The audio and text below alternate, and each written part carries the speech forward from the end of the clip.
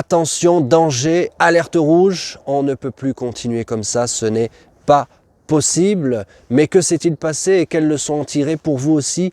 Que vous dire, quels conseils vous donner pour que vous puissiez réussir votre entraînement et ainsi réussir votre saison, faire la plus belle saison de votre carrière de coureur cycliste? C'est ce que nous allons voir dans ce nouveau numéro de Vie ma vie de coureur cycliste. Bonjour, bienvenue sur Cyclisme Attitude, très heureux de vous retrouver. Merci d'être là, merci infiniment de votre soutien et de votre fidélité. Nous avons franchi le cap des 1000 abonnés, tout réseau confondu, 1000 abonnés à Cyclisme Attitude, ça y est, c'est fait. Et c'est grâce à vous, merci infiniment. Merci de tout cœur, mais que s'est-il passé alors pour que je titre cet épisode Alerte rouge? Eh bien, alerte rouge parce que vous allez voir, au mois de janvier, j'ai délaissé un petit peu le vélo et même je l'ai trop délaissé.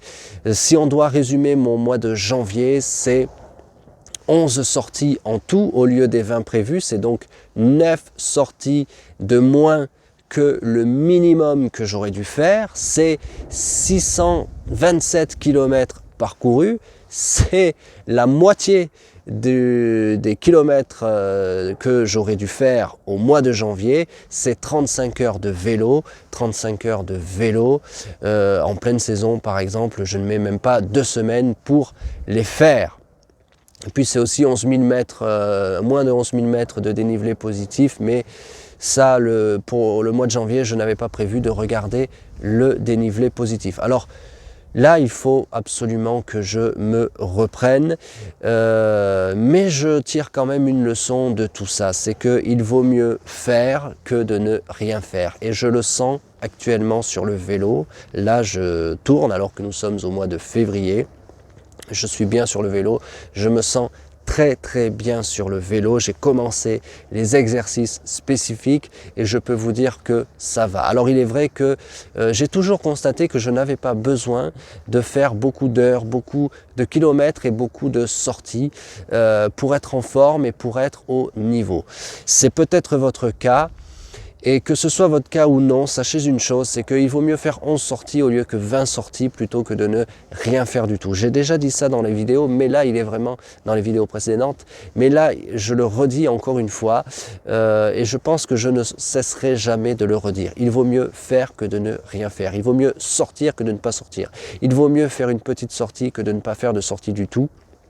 Et il vaut mieux faire moins de 15 sorties dans le mois, donc moins d'une sortie sur 2 jours, tous les 2 jours en tout cas l'équivalent, que de ne pas en faire. Être sorti en hiver m'a permis d'affronter le froid, m'a permis d'affronter le vent, m'a permis de voir que j'étais capable. Alors bien sûr que les années précédentes j'étais capable aussi, mais chaque année en fait on se remet toujours en cause, on se remet toujours en question, on se dit oui, je n'ai pas vraiment envie de sortir dans le froid, à quoi ça sert, etc. Ben oui, ça sert parce que si je n'avais rien fait du tout, là par exemple, je serais vraiment, je reprendrais le vélo à zéro et peut-être même que je ne sortirais pas. Donc sachez une chose, la saison a peut-être commencé pour certains, mais pour vous, elle commencera peut-être plus tard. Donc n'hésitez pas à me dire dans les commentaires si vous êtes un coureur de début de saison ou si vraiment vous attendez les beaux jours pour courir. Mais même si vous attendez les beaux jours pour courir, n'attendez pas les beaux jours pour vous entraîner.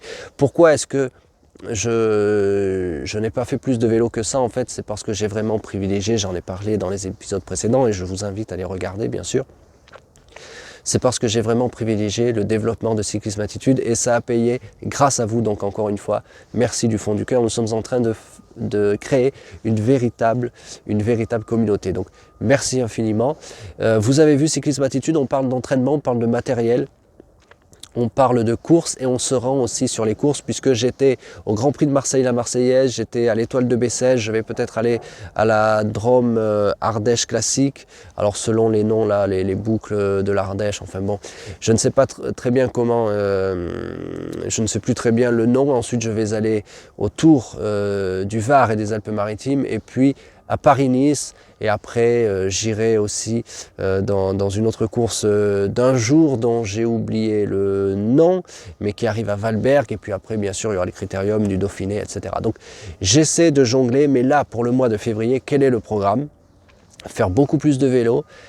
Dépasser les 1000 km, oui, ça c'était moi je voulais faire 1000 km minimum en janvier, atteindre les 1200 km, donc tranquille parce que c'est le début de saison, je reviendrai là-dessus, pas beaucoup de kilomètres. Alors je sais que pour beaucoup déjà faire 1000 km ce n'est pas facile à cause du travail par exemple, parce que vous ne pouvez peut-être faire qu'une seule sortie sur route en semaine, mais sachez une chose, c'est la qualité qui compte et non pas la quantité. Après c'est vrai que mettre des chiffres c'est toujours très important, ça rassure en tout cas personnellement, mais sachez une chose, c'est le travail qualitatif qui compte. Donc préférez la qualité bien sûr à la quantité. Après moi là par exemple, si on voit ces chiffres là, 35 heures de vélo, 11 sorties, 630 km, on voit bien que c'est parce que j'ai délaissé le vélo pour développer Cyclisme Attitude, mais ça a payé et c'est grâce à vous. Donc encore une fois, je vous remercie parce que nous sommes au début de la saison et pour Cyclisme Attitude, je suis en avance sur ce que j'avais prévu, sachant que moi, par exemple,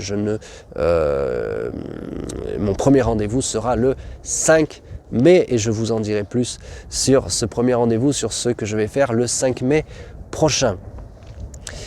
Donc c'est l'enseignement que je tire, il vaut mieux ne rien faire. Tous ces jours ne sont pas perdus, en fait tout ce qui est fait n'est plus à faire et puis surtout ça sert pour beaucoup plus tard.